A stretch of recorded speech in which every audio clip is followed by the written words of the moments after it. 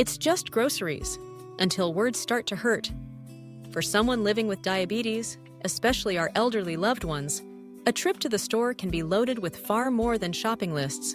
The things we say, often out of care, can either build dignity or quietly erode it. What you say during these moments matters more than you might think. Imagine standing in the cereal aisle, fluorescent lights overhead, choices stretching as far as the eye can see.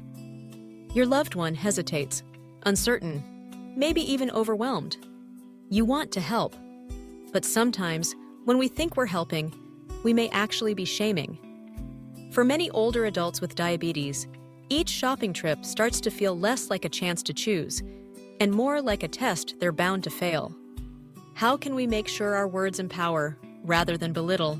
Let's look at 4 simple, but powerful communication shifts that can transform these everyday moments into opportunities for connection and respect. Just, instead of saying, "You can't have that," try, "Want to look for a lower sugar version together?"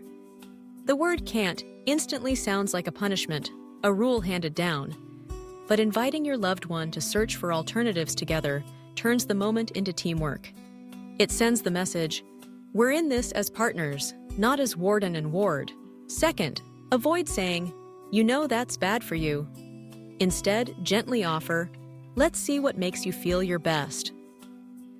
This reframe moves the focus away from guilt and fear and toward well-being and energy. It's not about what's forbidden, but about discovering choices that actually support feeling good. It gives your loved ones space to participate in their own care, because feeling judged rarely inspires positive change. Third, be mindful of conversations that happen around, rather than with, your loved one. If a cashier asks if they need help, don't reply, he gets confused, while your loved one stands right there. You'll see the hurt flicker across their face, the sting of being spoken about, not to. Instead, try, "Dad's been managing really well. We're just adjusting a few things today." This small shift keeps dignity intact, especially in public, where embarrassment can linger long after the groceries are unpacked. Fourth, notice your pace. Rushing through the aisles, sighing impatiently as your loved one reaches slowly for a product, sends a message, and it's not a kind one. Instead, slow down. Walk side by side. Let them take the lead when they're able.